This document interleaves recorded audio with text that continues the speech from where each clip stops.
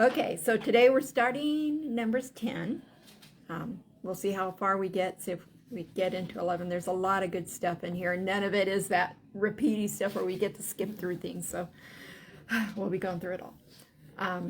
So let's start with verses 1 and 2, and I'm going to have you start, Olga. And the Lord spoke to Moses, saying, Make 2 silver trumpets for yourself. You shall make them of hammering work, and you shall use them for calling the congregation and for direction of the movement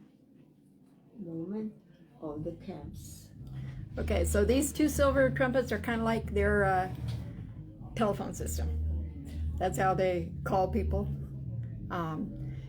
They use these trumpets to call people to march for war, during battle to signify different things, to gather together for assembly, and to tell them when to get going. It's different than a shofar. A shofar we saw used for the Day of Atonement. A shofar is a ram's horn. These are actually trumpets. Think of a herald trumpet, those long things that you see at royal things. It's kind of like that. But they're less than 18 inches long, so they're not as long as like what you see in a royal thing. And they have a flared opening at the end. No keys, so if they have to change their tones, it's all mouth. The embouchure. Yeah, the embouchure. Yeah, fancy word. Yeah. But we don't see them having to, like, they're really playing music. They're using it to. It's like a bugle. Yeah, kind of like a bugle. Bugle call. Yeah. So Josephus, who's a Jewish historian that lived around the time of Jesus, he described these trumpets. They're also in the Ark of Titus that's in Rome. They're pictured on there. They're straight. Their sound was bright and piercing. You can imagine it would have to be really loud for everyone in that camp to be able to hear it.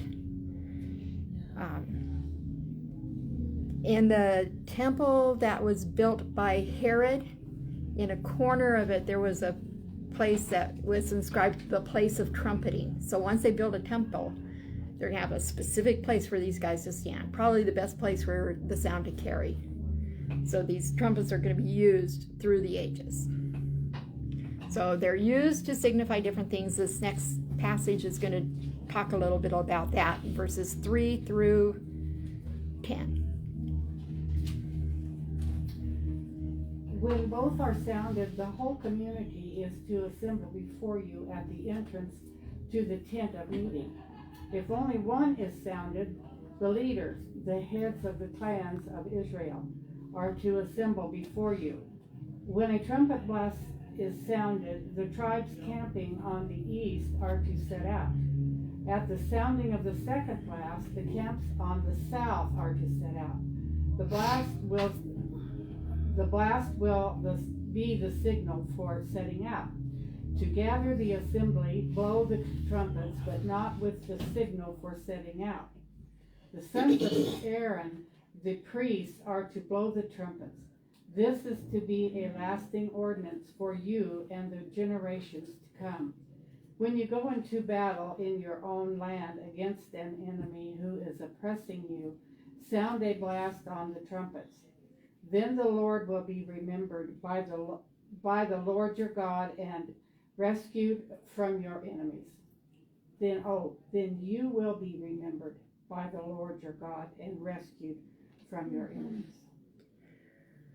Oh, Tim? Yeah. Also, at your times of rejoicing, your appointed festivals and new moon feasts, you are to sound the trumpets over your burnt offerings and fellowship offerings, and they will be a memorial for you before your God. I am the Lord your God. So, what did they use these trumpets for? What are some of the different things? Gathering together. They had one call for gathering the whole group with both trumpets. If it's only one trumpet, then it's only the leaders that are gathered together. What else did they use them for? War. Also on the day of their feasts and at the beginning of each month. Mm-hmm. When they're to sit out and march. Yeah. Now, So it gives a warning in here. Make sure you're blowing the right trumpet call, because you don't want people going to war when it's time for a feast. Yeah. Or to move. Or to move. And God says, I will hear this and I will remember him. Remember you. Does God ever forget? Does he need a reminder? I think it was the people to be reminded that God would not forget them. That is, Interesting. that's more than likely what it is. So who's the band? Aaron's family. Aaron and his sons. Doesn't matter if they don't have a lick of musical sense. They're the band. But they're blowing blasts. So one of the big things is telling the tribes when to move in it. We get some information on that, but it only talks about the eastern and the southern tribes. But we gotta assume the other tribes move too. But you can't have them moving all at the same time. That would be a mob thing. They have a specific order to move. So there's different trumpet blasts to tell them, okay, the eastern tribes get moving, and then the next set of tribes get moving, because it would just be a mob if they all moved at once. How did they move before when they didn't? They were just a mob. They were just going. All the fun. If you watch the Ten Commandments when they're leaving Egypt, it's just a mob. But now they need to be organized. So there's also a reference to the beginning of the months. That's a new moon celebration. Every time there was a new moon, it was a new month. And the Jews viewed the first day of the month as a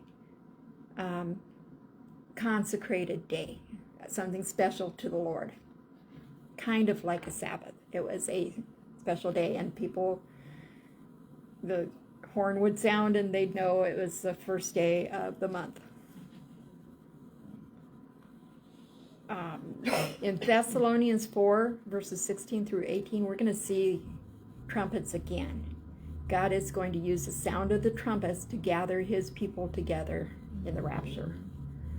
So God likes trumpets. Trumpet players, I don't know. I've known quite a few trumpet players, but I don't know. Okay, so finally, it's moving day. They are gonna get to go. We've spent about a year with them at the base of Mount Sinai. Time to go. Verses 11 through 13. In the second year, in the second month, on the 20th day of the month, the cloud lifted from over the tabernacle of the testimony, and the people of Israel set out by stages from the wilderness of Sinai. And the cloud settled down in the wilderness of Paran. They set out for the first time at the command of the Lord by Moses. So the cloud lifted, that is the signal to move. Can you imagine what's going on in their hearts and minds? We're finally on our way to the promised land. We know they're going to have problems. In fact, next chapter they start.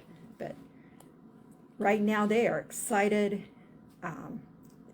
Imagine how busy it is with everybody packing up their tents and getting ready to go. So this is 19 days after the census that we saw in Numbers chapter 1, 13 months after they left Egypt, and 11 months after they got to Mount Sinai. So they have been camped for 11 months. So time to leave. And they march in the way that God had told them. In the order, they're not a mob, they're very organized. I forgot where it was.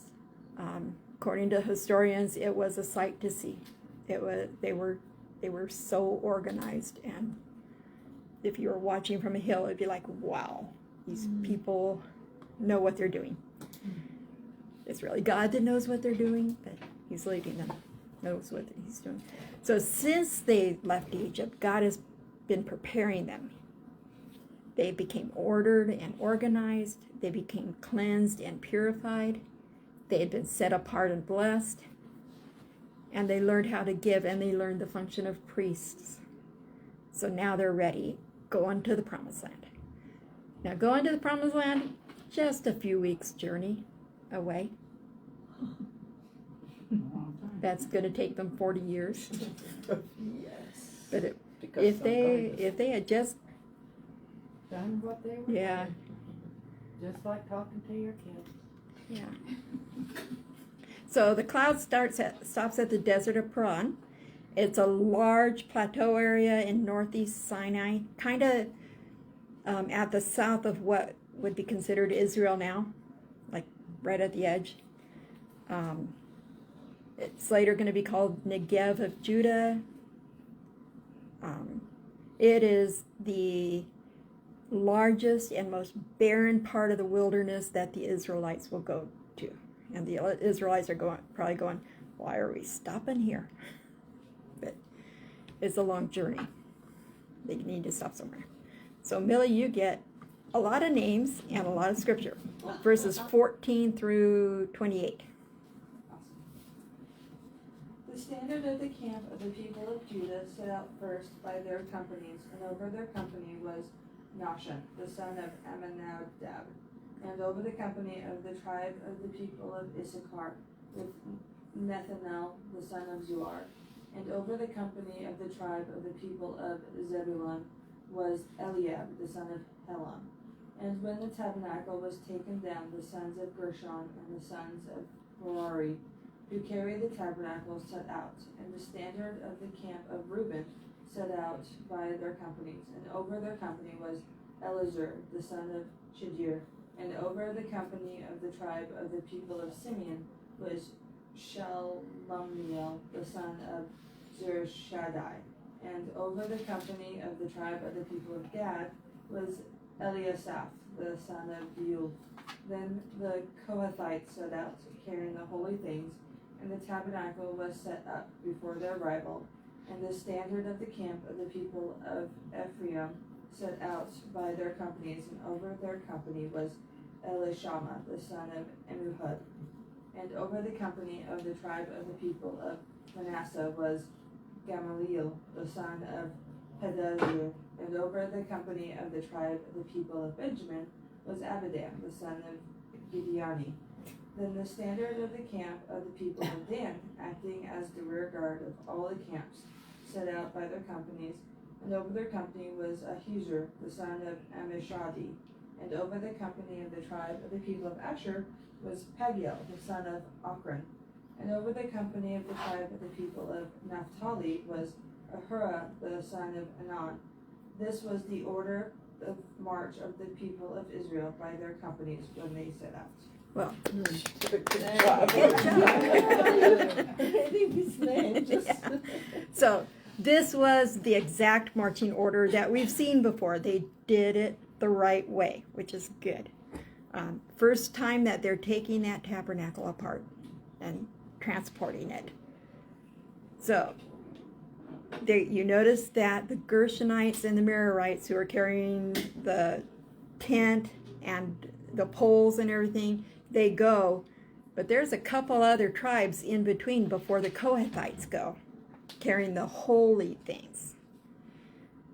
That's so that the tent and all the poles and everything get to wherever they're going and get set up before the holy things get there. So it's all set up. Although we are going to see that the ark is going to be at the front. So the ark gets to wait for everything. But so we see Dan as the rear guard. We've talked about the rear guard before. The rear guard, when you have a caravan, they usually attack the rear first. That's the most vulnerable. So Dan's tribe is there to protect the rear. So this is just the beginning of their long journey. They're going to have so many challenges of faith coming up. And we already know they're going to mess up quite a bit. Up till now, they've been fairly consistent in their obedience. They've had a few moments, like the golden calf thing, and but soon they're going to head to a complete time of disobedience and rebellion. But they're starting off. You can imagine the hope they have in their heart at this point. And remember, because of their disobedience, only 2 people from this whole group are going to step foot in the promised land. And that's Joshua and Caleb. Everybody else is going to die. They didn't have to do that, but they chose to. Okay, verses 29 through 32.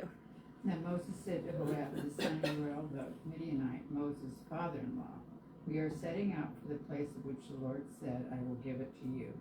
Come with us, and we will treat you well, for the Lord has promised good things to Israel." And he said to him, "I will not go, but I will depart to my own land and to my relative." So Moses said, "Please do not leave, inasmuch as you know how we are to camp in the wilderness, and you can be our eyes. And it shall be, if you go with us, indeed it shall be, that whatever good the Lord will do to us, the same we will do to you." Okay, so Reuel is another name for Jethro. For who? Jethro, Moses' father-in-law. So what? He had at least one son? All we'd heard about before was daughters. Remember, Moses came and he helped the daughters of Jethro pull the stone back. We haven't seen a son before. Where's he been? But apparently he's with them now in the wilderness. And Moses wants to keep him with them. So this is another example of something that probably isn't quite in perfect chronological order, because he wouldn't wait till they're setting out. He would have talked to him before. But Moses knows he needs help from the right people. Hobab grew up in this desert. He knows the winds. He knows how to set up camps and tents. These guys are not experienced. He knows where to find water. He's not going to lead them because God's going to lead them. But there are little tips and tricks for the desert, and Hobab knows them. So Moses wants them there. Hobab says, "No, I'm going back home. I'm going to my Midianite family." But Moses pretty much pleads with him to stay. He invites him to come along on God's path. That's something we need to do today. We need to invite people to come along with us on God's path. So Moses doesn't take the initial no as an answer.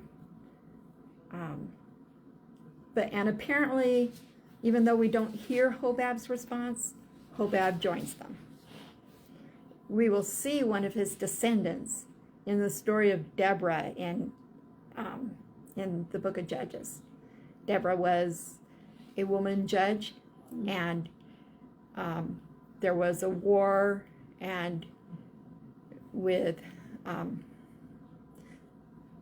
a general named Sisera, and Sisera went to a tent, and a woman drove a peg in his head. That woman was Jael. That's a descendant of Hobab. So apparently he stays. So Moses had a wife from Midian. Yes, his wife was a Midianite. So she wasn't like from their nation. She was an Israelite. When Moses fled to where he saw the burning bush and everything, later he runs into Jethro's Yes, daughters, yeah. and he marries one of the daughters. I know. And Yeah. the Lord didn't say it. There was no one else to marry around there. He was kicked out of Egypt, where all the Israelites were. So at least they didn't seem to have a lot of the same kind of pagan issues everyone else had. They didn't seem, I don't know for sure actually, they don't seem to be the kind that were sacrificing people and things like that. Yeah. And it seems like Hobab, since he stayed, probably became a believer of God. How could you not, seeing what he's doing? But he's going to die in that desert too. So, Okay. Yeah. I'm just thinking, if they lived older, but they still can go in, so they could have, some of them could have settled outside the promised land. possibly, We'll get to that later. yeah, we'll have to see what the Hebrew says about it, whether, Whether they all died. Yeah. I mean, because there are some tribes that won't be settled in the promised land. But, Good. uh-huh, I don't wanna miss that verse okay, 32. If you come with us, we'll share with you whatever good things the Lord gives us.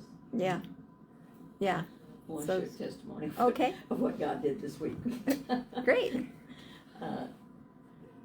Looking at God's blessings and then being willing to share those with others. And I had several opportunities to say, this is what God has done. To my realtor, I sold my house in Pine Valley, and I went to Fort Collins where my daughter lives to find a house over there. And of course with internet and, Zillow, whatever, you can find a house. And I knew which one it was. But the house had been on the market for about a month or so. And because it was priced too high. Everything else that I'd seen, I saw it, I went back, maybe the next day, it was pending contract. Mhm. So this house, they dropped it $5,000, but the Lord sort of said, all right, Janice, you've been blessed with that house in Pine Valley and what I made off that house. You go bless somebody else.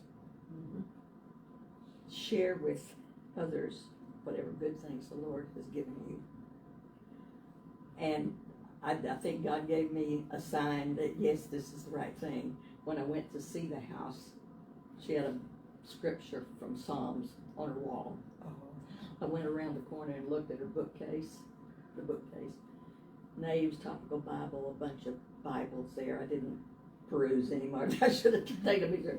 But it was like, these people are Christian. And so pray. I mean, I had opportunity. I told my realtor, I said, this is what God has said to me. He's blessed me. And so I want to bless somebody else. I gave them a full price offer. Mhm. I know it was a little high. But God, because of the way he had blessed me in Pine Valley. And so pray, because I want to meet the Weatherlys. They're moving to Florida, but I'll be there on closing day. Mm. I want to meet them and tell them. But I told my realtor here, this is what God, of course she knows how God blessed me with that, with Pine Valley. And, so I've had 3 or 4 opportunities to share that this is what God has done.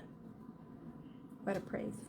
So, yeah. Thank you. There's the verse. Yeah. You come with us that we'll share with you what he's done for us. Janice, are you moving? No. She's got a summer home, or a summer home. I had Yeah. Pine Valley and I sold it because it's too much to take care of. And my daughter lives in Fort Collins, so I'll be going over there, except When for the it's winter. hot. So you'll have, In the summer. when Yeah. you go, you'll have your own place. Yeah, right, yeah. More or less, and then you've got Right, this. so- Oh, cool. Yeah. So. I asked that question too. Yeah. I No, think anyone would ask that. Yeah. no, I'm not moving till I can't take care of myself. So right now I can take care of myself, and I don't want to leave my family here. So, but yeah. That's great. I told my realtor, who is a friend, she's daughter of a friend I've known for 50 years, and I said, it's not many people that come to buy a house and say, how can I bless these people? That's right. Yeah. And I want to give all the glory to God, because he's the one that, put that on my heart. And he's the one that did it, because that house had been on the market for over a month. Because it was, Yeah. Just waiting I walked in and, I knew before I went that was it. But I did look at one other house, but it was, just amazing. So I got there at 3:00 on Wednesday afternoon, had a contract by 7. Oh, it was meant to be. But yeah, I mean, to show how wonderful God is. And I mean, that's what he's saying. Moses, I mean, you know, Yeah. whatever his name is, Hobab, Yeah. come with us. Yeah. God's gonna bless. Get our blessings too. Yeah, yeah. So, God blesses us, and you're with us, you could get the blessings. Uh-huh. he does. Okay, well, thank you for sharing that. Now let's look at verses 33 and 34. My turn, Mickey. Yes. Mickey, okay. Okay. So they departed from the mountain of the Lord on a journey of 3 days. The ark of the covenant of the Lord went before them for the 3 days' journey to search out a resting place for them. And the cloud of the Lord was above them by day when they went out from the camp. Okay, so that's it. Okay. So off they go. They're on their way. The cloud is leading them. Here's where we see that the ark is not with all the other holy stuff. It's leading the way.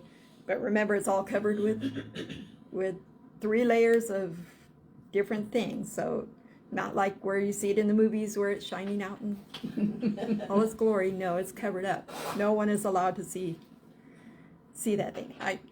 I watched Raiders of the Lost Ark the other night just because kind of fun to watch, and they got a lot of things right, but then they didn't cover the ark up at all. It was just out there for everybody to see, and nope, that's not the way it was. It was covered up. So if that cloud stopped at a rough place, they camped at a rough place. If it stopped at a comfortable place, they were comfortable. They just stopped. They followed that cloud. So it took 3 days to get to Paran. The average traveling distance by a caravan, they've done a study, was about 15 miles per day. So they probably traveled 40 to 45 miles on this first leg. So what do they do at night? Do they set everything, all their tents up and everything else? We don't get that. We don't get that information.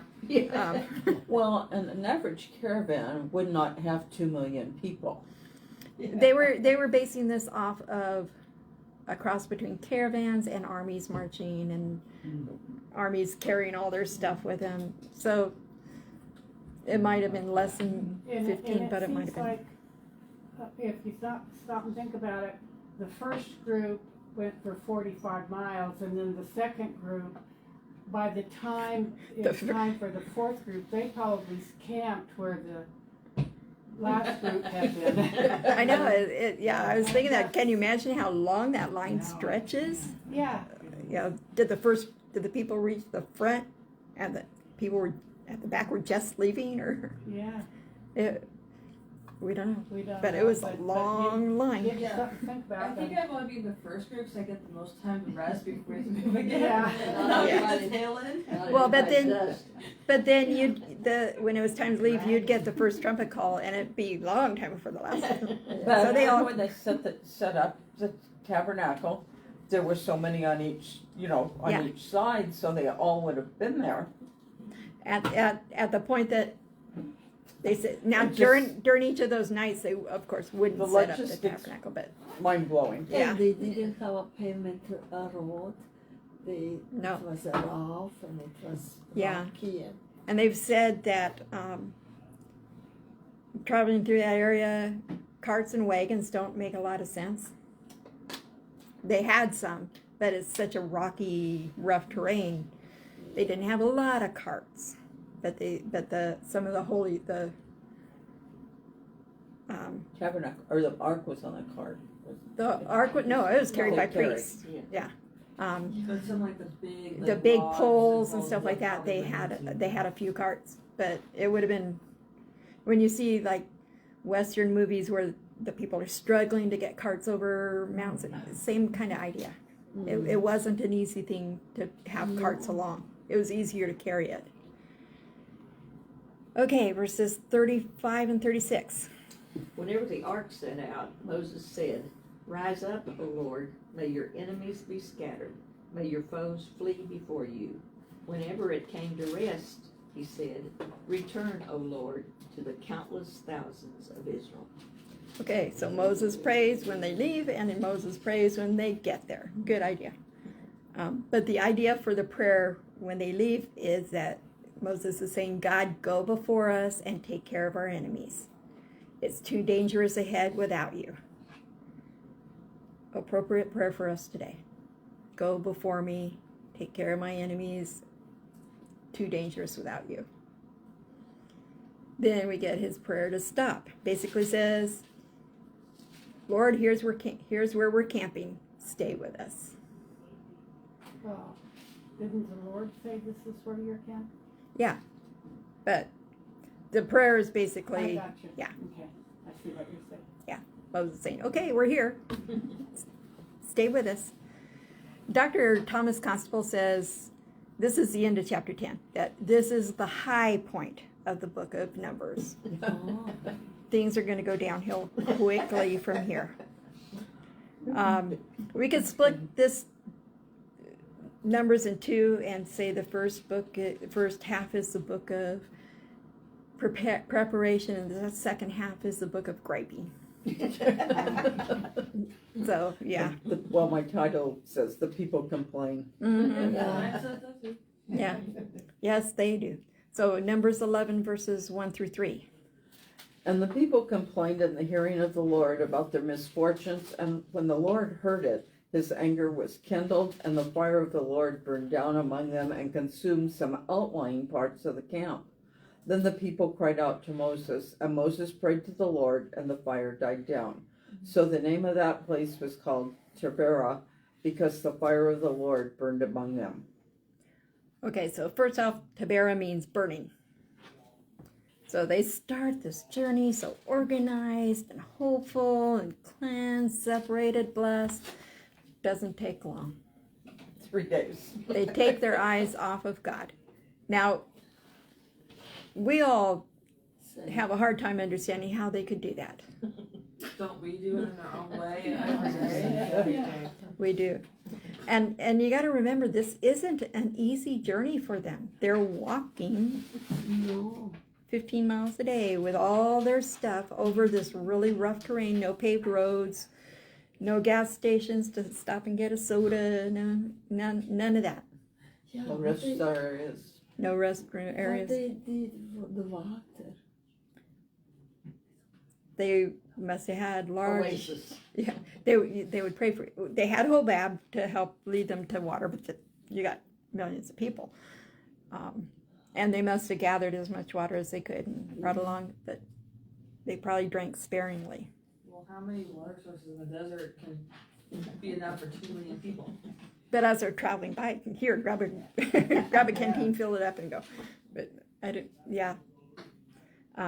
We don't know what they're complaining about here. We'll get a lot of what they're complaining about later.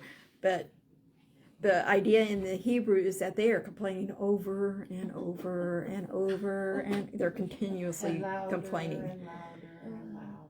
How do you feel about being around people that only complain? Oh, I there hate is people someone. who are like the Eeyores. Yeah, It's annoying after a while. and it's so draining. I have a friend, and when I call her, I said, "How are you doing?" Then I get this whole thing of how many doctor appointments she's had and what this has happened, and she fell and cut her head. I mean, I'm just going like, just say, But you're "Things are alive." going great." You don't want to ask how you're doing. Yeah. I just like, And you know, I have also a friend, she likes to complain. And she said, Olga, I don't want to hear any comfort. And so I hate this, okay. And then next time she complained, and then they say, well, the judgment of God coming. It's judgment of God on us. You don't know how to behave. Yeah. It's hard. Yeah. But I was in my time once, so I understand. Charles Spurgeon says, the gift of grumbling is largely dispensed among those who have no other talents. So God hears these complaints. How can he help but hearing them? And it hurts his ears. And it makes him angry. And in the Hebrew, it would, if you did a straight translation, it would say it made his nose red. Because think about it, when you're angry, your nostrils start flaring and you know your nose does get red. So that's how the Hebrews said it. And there's some other nose scriptures, if you translate them in the Bible. Ezekiel 38:18 says, "My anger will rise up in my nose." Oh, Psalm 18:8, "For he was angry, smoke rose up his nose." oh, wow. Genesis 2:7, God breathed into man's nostrils the breath of life. So to have when the Hebrews they would talk about the length, have a length of your nose. That would mean you'd be slow to anger. To have a shortness of nose meant you were quick-tempered. So hopefully we all have long noses. But Pinocchio's sure when he Yeah. wide. So, with their past complaints, God has been pretty gracious. No more Mr. Nice Guy. With each new complaint, his nose gets redder and redder till it just explodes. So what's so wrong with complaining? Well, it shows that they don't have a happy spirit and they don't have a contrite heart at all. They're not trusting. Yeah, they're not showing their faith at all. God said He would get them there, and they've seen miracles, and they're not trusting Him. So God burns the edges of the camp. It says With that fire. the fire, that same fire that was at night. It was a comfort. It was God leading them. Now it's turning on them. We don't know exactly what was burnt. Was it just shrubs? Near some tents? Did some tents burn? But you have to wonder who lives on the edges of the camp. You know who we hadn't seen before as far as camping sites? The people that came with them from Israel. That were not Israelites. Yeah, Oh, the Egyptians and the people that were from other nations that decided to come along with them. They didn't have a camping site. They probably camped on the outsides. And we're going to see they're problem people anyway. And then we've got the unclean.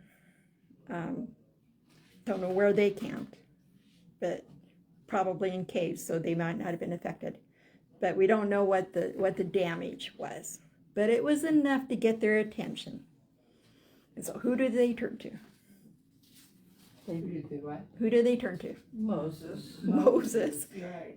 Is that the right person to turn to? No. Well, it's just funny. It's like when your kids and you get in trouble, you go to the parent's favorite and be like, "Hey, can you smooth things over for us? Yeah. Can you call a favor?" Yeah. It feels like that. It's like, "Hey, you're God's favorite. Will you help us?" Well, and they're probably afraid of going straight to God Right. because they know they sinned against Him. So what? This is going to become a pattern.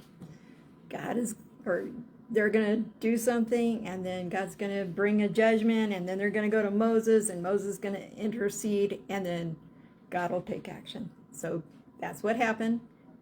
Moses goes to God, and God quenches the fire. So get ready for that pattern over and over, and you would think they'd learn, but they didn't. Woohoo, I get one verse. Verse 4. Now the rabble that was among them had a strong craving, and the people of Israel also wept again and said, "Oh, that we had meat to eat." So other versions may say the mixed multitude. Rabble is probably a really good translation, but it means the people that came with them that were not Israelite. And they are going to be a source of trouble over and over and over again. I'm just wondering, did they maybe stir them up for complaining? These people who came along. I don't know.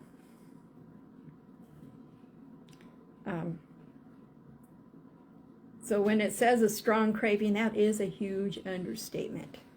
In the Hebrew, it's translated to lusted a lusting. They are lusting after meat. And it starts with this rabble. They're the ones with this intense craving, and they're complaining. But complaining is contagious. They pull the Israelites into it, and now everyone's craving meat. The Israelites were fine before these guys started complaining.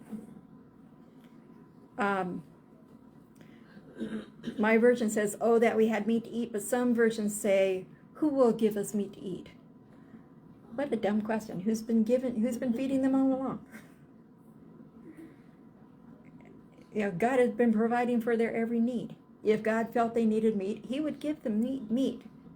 Who else did they think was going to provide They it? got meat once a week whenever they had the quail. Well, that wasn't an ongoing thing before. Oh, okay. That was at their site. They get manna every day. They weren't happy with it. Can you imagine? Having the same thing every single day. If you ever have a chance, Keith Green has a song called Going Back to Egypt. Yeah. Funny song that talks about this, with all the variety of ways you can make manna. Manna bread. And think of it like potatoes. How many ways can you cook a potato? But if that's the only thing you're eating, even though there's a huge variety, when you get tired of having it, even potatoes. The manna hadn't changed. The people did. They'd been happy with it. And they were so upset they wept. And when Hebrews wept, it wasn't quiet little tears. It was out wailing. Now they could have gotten their own meat. God didn't say they couldn't hunt. They also had flocks. They could have slaughtered some for meat, but they were really careful about their flocks because they wanted them to reach the promised land. Now remember, none of these guys are going to reach the promised land, but they wanted to make sure they had stock for breeding, so they weren't touching their flocks. Well, they were still sacrificing, doing their sacrifice. Sacrificing. They would sacrifice, well, after this, they needed sacrifice, but they would sacrifice after they felt they did something wrong. It wasn't, they had a daily sacrifice that the priest did, but the big whole scale sacrificing, that wasn't probably as often as we imagine. It would be after you felt you did something wrong. Although with 2 million people, Somebody was doing something wrong every minute, probably. well, did they feel it? Yeah, that's the key word. Yeah. Yeah. Were they, it was at a time where they felt they needed to repent. So, oftentimes we feel like we need to repent and we don't. Or we probably need to repent, but we don't feel like we need to. So, I mean, if they wanted meat that bad, they should have been repenting every day.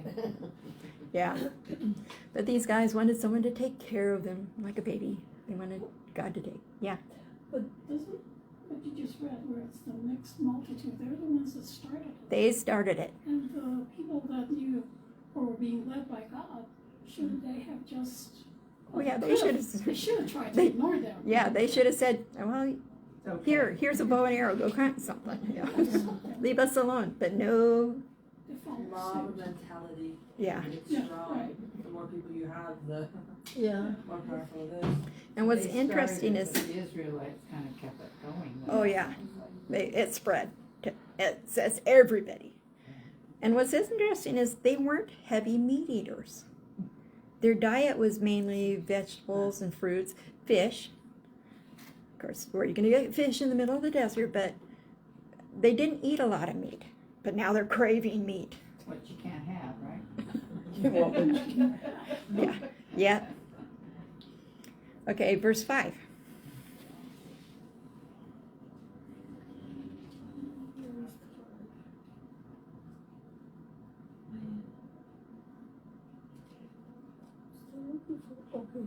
We remember the fish which we ate freely in Egypt, the cucumbers, the melons, the leeks, the onions, and the garlic. But now our whole Oh, being that was it. dried up. Oh, go ahead and finish that verse. Dried up, there is nothing at all except this manna before our eyes. Okay. Interesting recipe for a dish. Now they're longing for the food they ate back in Egypt when they were slaves. They kind of have a warped memory. It didn't cost them anything, but their babies being thrown into the river and them having to work hard under these taskmasters. No, it didn't cost anything. There probably were good times and some good meals while they were slaves, but Exodus 1:14 says the Egyptian masters made their lives bitter with hard bondage. So would they exchange that hard bondage for some food? And as they're remembering the supposedly great life back in Egypt, they're sinning by their complaining and ingratitude. So first they mentioned fish. It had probably been one of their main dishes in Egypt because they lived next to the Nile River, easy to get fish. And the thought is that they usually ate it salted or dried, without any other preparation. The Egyptians were the first known culture to cure their meat with salt.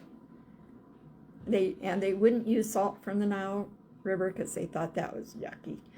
They would use fossil salt from the deserts. But now the Israelites are in the desert, no fish, so that's off the menu. Then they mention fruits and veggies. These are all juicy and flavorful. Because of their climate, a lot of their fruits and vegetables are softer than what we. Cucumbers, you could just eat a cucumber, and it would be nice and juicy and soft. Melons, they're probably talking watermelons. We know how juicy they can be. Their onions are sweet. They probably ate them roasted. So it was good, healthy food, but it came at a cost. They didn't get it very often, would they? The fruits and vegetables, and again, they just had to fish to go down to the river to fish. There were lots of fish down there. Goshen would have been lush with vegetation. And then there were also lots of canals full of fish because Goshen was where they raised livestock and crops, so there were lots of good nutrients to grow vegetables. But God doesn't want them looking at the past. He wants them looking at what He has for them in the future. And it's so much better. They're going to go through a time of struggling, but once they reach the promised land, all those onions and cucumbers are nothing compared to what God has for them. They should be like Paul in Philippians 3, where he's pressing forward, looking ahead, and not focused on the past. The same with us. Yeah. So if God couldn't satisfy them, who could? Wouldn't have been satisfied with them. Yeah. They didn't like God's plan. They thought they had a better plan. But Guess they forgot. yeah. So when they say, now all our strength is dried up and we have nothing but this manna, how dramatic. Hey, at least they have manna. Yeah, I know. They're not looking at what God provided. God could have said, okay, you're on your own, get your own food. But He didn't. He didn't provide for them in the desert for them to waste away. He provided every need, but not every desire. Mm-hmm. And they're focusing again on what they don't have. They don't have the fish, they don't have the vegetables, but they have a daily miraculous nutritional meal every day. But don't we do the same thing? We focus on what we don't have instead of the blessings we do have. There is scripture. Content with thankfulness is a great godliness of that somewhere. Do you remember that scripture? Mm. Being content. Yeah. Okay, verses 7 through 9. The manna was like coriander seed and looked like resin. The people went around gathering it, and then ground it in a hand mill or crushed it in a mortar. They cooked it in a pot or made it into loaves, and it lasted like something made with olive oil. When the dew settled on the camp at night, the manna also came down. So this passage, along with Exodus 16, is where we get the most detail about what manna's like. If you remember back, what the word manna means is, what is this? Because they had no idea what it was. So that's what it got named. God called it bread from heaven and angels' food. They called it. What is it? It was given by God to Israel, and on the 6th day of every week they'd get a double measure so they wouldn't collect on the 7th day. And some people tried to stretch that, and they would gather more than what they were supposed to, and it would be rotten, or they wouldn't gather double on the day before Sabbath and then have nothing on Sabbath day. It appeared like dew in the morning. It melted away later in the morning. Looked like white coriander seed. Doesn't say it tasted like it. It looked like coriander seed. And its color was like resin, which is kind of an amber color. It was sweet to taste, like wafers with honey. And they had lots of different ways they could prepare it. And it was collected family by family. And so it was God-provided food. Okay, I think we will, let me look really quick. Okay, we're going to do this next set of verses, and that'll be it for today, 10 through 14. Moses heard the people weeping throughout the clans, everyone at the door of his tent. And the anger of the Lord blasted hotly, and Moses was displeased. Moses said to the Lord, "Why have you dealt ill with your servant, and why have I not found favor in your sight, that you may lay the burden of all this people on me? Did I conceive all this people?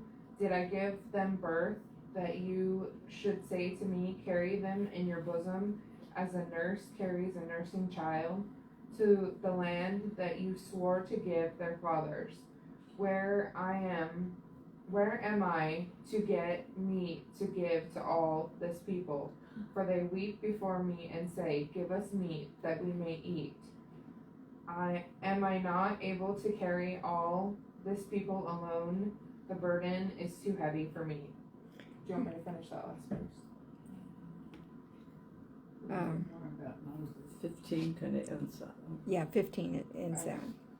If you will treat me like this, kill me at once, if I find favor in your sight, that I may not see my wretchedness. So not only is God's nose red, Moses' nose is getting red too.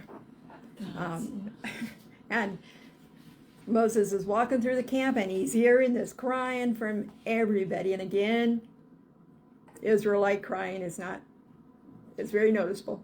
Wailing. Could you imagine if the entire city of St. George went to the mayor's office and was picketing, complaining and screaming and Or yelling? crying. I think the mayor would get mad. Yeah. And upset and frustrated. That's shorty. And Moses takes his frustration to God. Just as the people are sick and tired of manna, he is sick and tired of them. Notice how many times he says, I, my, me in here. Again, his complaining isn't good because it's showing lack of faith, but he's in the midst of a crisis of faith here. Yeah. There's a couple other men who had the same kind of crisis of faith. Both Job and Jeremiah cursed the day they were born. So Moses can't believe how fast they have rebelled. He's feeling blindsided. And it's easy to do the wrong thing when you're caught off guard. He blames God for this. Why did you do this to me? But God responds with grace and judgment. Moses will get some relief. But in the long run, it's just the beginning of these complaining people. So Moses says basically, why do you hate me so much? He's feeling helpless and overburdened. He wonders, where am I going to get meat for all these people? So he asks the same thing. Well, he's not trusting in God either. No, but at least he's talking to God. Yeah. He's telling him his feelings. About 1,400 years later, the disciples of Jesus are going to ask Jesus the same thing. Where are we going to get meat to feed all these people? Yeah. Same answer. God. So since these people are acting like such babies, Moses wonders who appointed him their mother. Well, God did. But God is their father. Moses needs to do some co-parenting with God every step of the way. Philip Melanchthon, I'm not sure, said the three most painful labors were those of God's ministers, civil leaders, and women giving birth. It is hard to lead people, especially when they're complaining. So, now we know where the phrase, just kill me now, comes from. Can you sense how frustrated this poor Moses is? But again, even though it isn't a good statement, at least he's taken it to the right source, God. Well, what he says there, I cannot carry all of these people by myself. The burden's too heavy for me. But yeah, he's going to the right source. He knows where to go. Yeah. And I think this shows us when we get frustrated and don't know what to do, we can go to God with that, because Moses did. So. Yeah. And I'll give you a clue. God doesn't kill Moses. He just takes him away. God has compassion for Moses, and he gives him help. When it's okay to take our frustrations to God. God already knows them anyway. And it's not like we're hiding anything. But he has an answer for those if we will accept his answer. Sometimes we're not so good at that. So, okay, this is where we're going to... I just want to read the scripture that we were talking. Now, godliness with contempt is a great gain. Godliness with contentment, Yeah. Content, Yeah. because we talked. And that's where we have a tough time. Okay, I'm going to shut this off so we can do prayer requests.